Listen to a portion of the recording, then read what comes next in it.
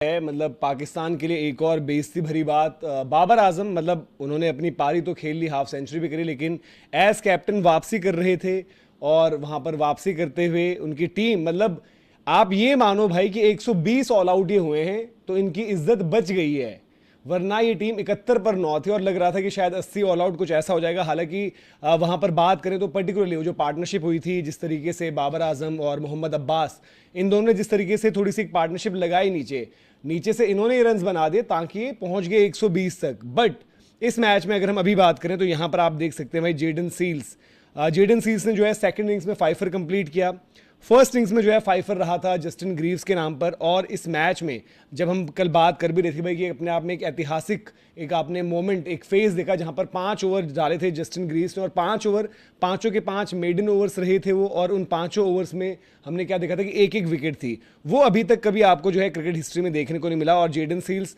मतलब बड़े टाइम से टॉयल कर रहे थे तो उनका वेल डिजर्व। आप देख रहे हैं गेम चेंजर पर डिस्कस क्या है कि किस तरह से पाकिस्तान की टीम लगातार बैक टू बैक अवे यानी कि अपने कंट्री से बाहर जाकर उनकी लगातार 8वीं हार है, उस पर उन्होंने बेहतरीन एनालिसिस किया। और बाबर आजम को कप्तान बनाने के बाद बाबर आजम ने जिस तरह से पारी खेली है, सिंगल डबल नहीं लेते, अगर वो थोड़ा और लंबा खींचते, उस पर डिस्कशन किया गया है। पहले पूरा वीडियो एनालिसिस सुन के जाइए, आगे हमारा भी रिएक्शन आपका शेयर करना है। क्रिकेट लवर जिब्रा की चैनल पर पहली बार विजिट करें तो चैनल को भी लाइक शेयर सब्सक्राइब करके जरूर रखें। फाइफर जो उनको मिल गया, और वेस्ट इंडीज क्रिकेट के लिए मतलब मुझे देखना पड़ेगा कि मतलब शायद इनका पैच बड़े टाइम बाद ऐसा आया होगा, रॉस्टन चेज अब कप्तान बनाए गए हैं, कि पिछले 3 टेस्ट मैचों में एक आपकी जीत है, एक ड्रॉ है, फिर एक जीत है। और वहीं पाकिस्तान अगर क्रिकेट की बात करें तो पाकिस्तान क्रिकेट के लिए हालात जो हैं बद से बदतर हुए जा रहे हैं। और ये अगर आप अवे असाइनमेंट्स देखें, इनके अवे टेस्ट मैचेस देखें इनके, तो अवे टेस्ट मैचेस में इनकी 8वीं लगातार हार है।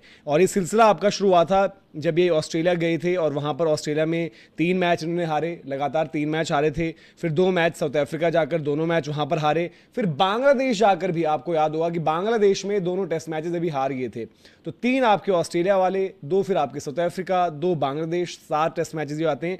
और फिर वेस्ट इंडीज में भी आप देख रहे हैं कि भाई इनका हाल वही हुआ है कि वेस्ट इंडीज में जाकर भी ये टेस्ट मैच हार गए हैं। और अब जो इस सीरीज की बात करें तो सीरीज भी नहीं जीत पाएंगे। और सीरीज में इनका परफॉर्मेंस अगर आप देखेंगे 2022 से, तो 2022 से ये सीरीज जो है इनके नाम जो रही है, एक सीरीज रही है जो इन्होंने इंग्लैंड को होस्ट करी थी घर पर।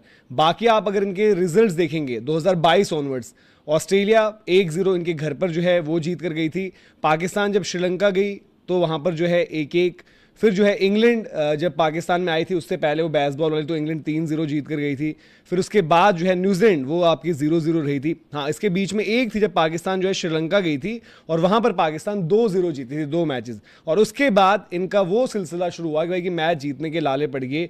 फिर उसके बाद इवेंचुअली जो हम बात करते भाई कि घर पर जो है इंग्लैंड वाली एक सीरीज आती है, अदर देन दैट ऑस्ट्रेलिया 3-0 हारे, बांग्लादेश 2-0 हार गए थे पहले, फिर पाकिस्तान जो है 2-1 जीती इंग्लैंड वाली सीरीज। फिर उसके बाद जो है साउथ अफ्रीका ने 2-0 जीता। फिर घर पर इनका जो है अभी वेस्ट इंडीज और साउथ अफ्रीका घर पर 1-1 करा कर गई है सीरीज। तो वो भी आपको जो है अपने आप में अलग ही चीज़ जो है, साउथ अफ्रीका ने जिस तरीके से वहाँ से उसके बाद आकर इंडिया को भी हराया था। और बाबर आजम ठीक है उन्होंने अपनी पारी खेली, बट बाबर आजम की इनिंग्स भी बड़ी अजीबो गरीब रही। अगर आप पूरी ओवरऑल देखोगे, शान मसूद उनके हाथ पर लग गई थी तो शान मसूद जो है बाद में आए थे बैटिंग करने थे। बट शान मसूद की जब विकेट गिरी उसके बाद आपके साथ जो है टेल वहाँ पर बैटिंग कर रहे थे और आप हमेशा टेल को क्या कर रहे थे, पहली पहली दूसरी बॉल पर आप स्ट्राइक दे रहे थे और फिर वहाँ से विकेट गिर जा रही थी। वो तो जैसे वो 40s में एंटर करे तो वहाँ पर तब उनको समझ में आया कि मैं अपना 50 तो बना लूँ यहाँ पर। तो उन्होंने अपना 50 जो है वहाँ पर जो है उस तरीके से 50 रन पूरे किए अपने। और फिर वो क्या कर रहे थे, 50 के बाद पहली पहली बॉलों पर ही जो है आपको स्ट्राइक दे रहे थे वो मोहम्मद अब्बास को, जिन्होंने। और इस मैच में एक और चीज़ हुई है कि पूरी 40 की 40 विकेटें, मतलब वेस्ट इंडीज़ जब कैरिबियन की हम बात करते हैं, वेस्ट इंडीज़ में जितने भी टेस्ट मैच हुए तो जब 39 विकेट्स जो है फास्ट बॉलर्स ने ले लिए थे, तभी वो अपने आप में रिकॉर्ड बना था कि भाई ये 39 विकेट्स, 39 के 39 आपके जो है सारे फास्ट बॉलर्स ने वहाँ पर लिए। और यहां पर क्या आपको देखने को मिला, 40वीं विकेट, क्योंकि जेडन सील्स ने आखिरी विकेट, वॉरिकन और हॉज जो है बॉल डालने लग गए तो कहीं एक स्पिनर एक विकेट न ले जाए, वो एक चीज़ लग रही थी, लेकिन वैसा हुआ नहीं। और सारी की सारी विकेटें जो हैं 40 विकेटें यहाँ पर जो है फास्ट बॉलर्स के नाम रही। 120 पर ऑल आउट हुई, 90 रनों से मैच आ रहे हैं। तो भाई अब ये है पाकिस्तान क्या करें नेक्स्ट, अब बात कर रहे हैं भाई लोग, कुछ कुछ लिख रहे हैं। पाकिस्तान यार देखो मतलब ठीक है, बाबर की अभी आ गई इनिंग्स, बट पिछले इनिंग्स में भी एक पोजीशन में थे जहां पर उन्होंने 38 रनों पर गवाई है लास्ट की विकेटें। आई थिंक 7 विकेटें 8 विकेटें जो गिरी थी उनकी, 7 शायद थी, जिनमें से 5 जस्टिन ग्रीव्स हर ओवर में एक। और ये आपको मानना पड़ेगा कि वेस्ट इंडीज में ऑफ लेट जो है कंडीशन बड़ी ट्रिकी। ऑस्ट्रेलिया वाली सीरीज आपको याद आएगी जो ऑस्ट्रेलिया और वेस्ट इंडीज की हुई थी इन वेस्ट इंडीज, फिर ये हुई थी हमारी इंडिया वाली सीरीज जो हुई थी, वहां पर वो उतनी ऐसी विकेटें नहीं थी। बट यहाँ पर चौथे दिन की जो बात आ रही थी, वहां पर सीम मूवमेंट पहले 3 दिनों से ज्यादा था। अब ये तो अलग ही मतलब टर्नर्स में जरूर आपको स्पिन डिग्री ऑफ स्पिन ज्यादा मिलती है, बट यहां पर सीम मूवमेंट जो है वो ज्यादा हो गई थी कि चौथे दिन पर पहले 3 दिनों के मुकाबले सबसे ज्यादा है। अब पाकिस्तान यहां से क्या पॉसिबल जाए, क्या कुछ उनके देखो अब्बास की वापसी, जब हम बात करते रहते हैं कि इन एंड आउट कभी उनको लाते नहीं लाते, तो उन्होंने 5 लिया आज, हालांकि वो 1 चेंज आए, पहले आते थोड़े से रन कम और सकते, लेकिन इसी मैच में एक बहुत बड़ा टर्निंग पॉइंट क्या रहा, बहुत बड़ा टर्निंग पॉइंट रहा आपका, जिस तरीके से आप कह सकते हो कि जो वेस्ट इंडीज ने सेकंड इनिंग्स में पार्टनरशिप लगाई शमार जोसेफ और किमार रोच, और इनफैक्ट शमार जोसेफ, किमार रोच और जो वॉरिकन, जो इनके वाइस कैप्टन आई थिंक अभी जोमेल वॉरिकन, उनके बल्लों से जो रन आए, क्योंकि 38 रन शमार जोसेफ 4 छक्के मारे उन्होंने, ये भी रिकॉर्ड बनेगा कि पाकिस्तान के against I think Brian Lara के बाद शमार जोसेफ है जिन्होंने सबसे ज्यादा छक्के मारे एक इनिंग्स में, ठीक है। फिर किमार रोच के 18 रन, वॉरिकन के 14 और इवन जेडन सील्स के 6 रन। भाई देखो क्योंकि ये मैच ऐसा था ना, 210 की चेज, 14 6 20 30 38 और 38 76 रन यहां पर आपके जो हम बात कर रहे हैं भाई साहब, तो ये आपके फर्क पैदा कर गए वहां पर। ये 76 रन जो नीचे से, और इनकी पार्टनरशिप आई थिंक 61 रनों की पार्टनरशिप हुई थी, जो इनकी हुई थी शमार जोसेफ और किमार रोच की, 61 रनों की वो पार्टनरशिप, 15 की वॉरिकन रोच और 12 की वॉरिकन जेडन सील्स। तो आप इनमें से सोचो ना कि अगर 120-30 चेज और इनफैक्ट अगर 150 चेज कर रहे होते तो एक माइंडसेट और एक आप सोचते हो यार कि विद इन हमारी रीच है, बट ये नीचे से जो इन्होंने रन खाए पता नहीं क्या शॉर्ट बॉल्स कर रहे थे और शमार जोसेफ इनको छक्के पर छक्के दे रहे थे। लेकिन बड़ा डिसअपॉइंटिंग मैच समरी एक बार बता देता हूँ, फिर आपके कॉमेंट्स पर भी आऊँगा। और वेस्ट इंडीज़ के लिए बड़ा अच्छा है जो हम बात कर रहे हैं कि पाकिस्तान को लोग सपने देख रहे थे कि पाकिस्तान, और इन्हीं पाकिस्तान के जो घर के मैचेस थे और पाकिस्तान के जो फिक्सचर्स थे, पाकिस्तान को बांग्लादेश ने लपेट दिया, पाकिस्तान को वेस्ट इंडीज ने लपेट दिया। इन फिक्सचर्स को देखते हुए पाकिस्तान क्रिकेट फैंस जो कुछ अभी बचे हुए हैं, थोड़े बहुत जो जिंदा हैं, उनको ये सपने दिखाए गए और उन्होंने सपने देखे कि हम WTC का फाइनल खेल सकते हैं। ये आपका हाल हो रहा है। वेस्ट इंडीज अगले मैच में भी लपेट देगी, बांग्लादेश ने दोनों मैचों में लपेट दिया। घर पर साउथ अफ्रीका को आपने पहले एक मैच हराया, उसके बाद आपको याद होगा वो रबाडा का छक्का, मुझे आज तक याद है visual, I think Shaheen Afridi को दिया था, ईगल को जो है ईगलों से ऊपर पहुंचा दिया था। और फिर जो मुत्तुस्वामी उन्होंने जो है बैटिंग करी थी वहां पर बड़ी जबरदस्त, तो वो आप वहां पर भी हारे। वेस्ट इंडीज ने यार यहाँ घर पर जाकर भी इनके साथ 1-1 खेला है, वो भी कमाल का। मेरे को तो सीरीज ही याद नहीं, मैंने यहाँ पर शायद यहाँ पर स्कोर बोर्ड उनका खोला था कहीं पर, तो मैं वो देखूंगा जरूर कि उस सीरीज में आखिर हुआ क्या ऐसा, ठीक है। लेकिन ये यहाँ पर बात करें तो वेस्ट इंडीज ने फर्स्ट इनिंग्स में 311 करे थे।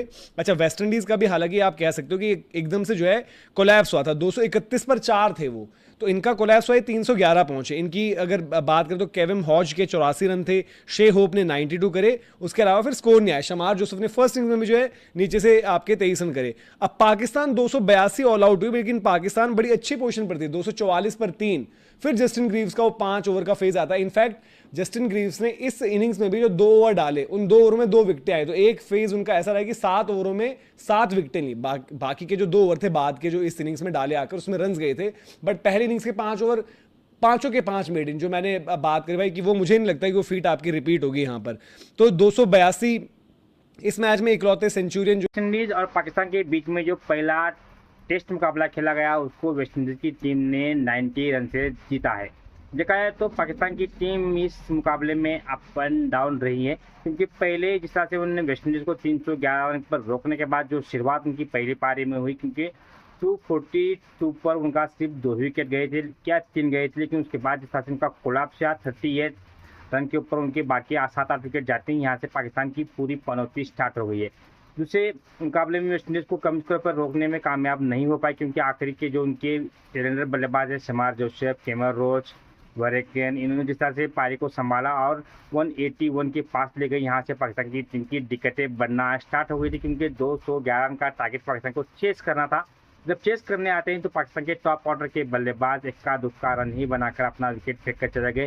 ना तो बाबर आजम के साथ कोई देने के लिए तैयार नहीं था। बाबर आजम एक एंड से अपना शॉट संभाले रखे थे, उनके बाद जो एक के बाद एक विकेट जाते गए, लेकिन बाबर आजम ने जो आखिरी के 2-4 विकेट जो खेले थे, चाहे खुर्रम शहजाद हो, मोहम्मद अली हो या फिर मोहम्मद अब्बास हो, इनको सिंगल ले लेकर स्ट्राइक दे रहे थे। लेकिन बाबर आजम कुछ करते या नहीं करते ये बात और है, लेकिन बाबर आजम ने जो एक शॉट संभाल कर रखा, उनको पाकिस्तान की किसी और बल्लेबाज का साथ ना मिला, क्योंकि कोई भी अगर प्लेयर होता वो थोड़ा और लंबी पारी खींच सकता था, लेकिन उससे क्या ही फायदा होता, क्योंकि पाकिस्तान की टीम हारना पक्का था और वही हुआ। बाबर आजम पर ब्लेम नहीं दे सकते, क्योंकि बाबर आजम टीम के कप्तान हैं, लेकिन कप्तान क्या पूरी टीम को लेकर चल रहा है, तो क्या टीम की जिम्मेदारी नहीं बनती कि कप्तान का साथ दे, लेकिन कोई बल्लेबाज बाबर आजम के साथ में नहीं खड़ा हुआ। इसलिए चलते बाबर आजम के साथ साथ पाकिस्तान की टीम ये जो 90 रन से वेस्ट इंडीज का मुकाबला हारा है। क्या आपको लगता है कि बाबर आजम पर ब्लेम देना सही है या नहीं, आपकी राय कमेंट में जरूर दें।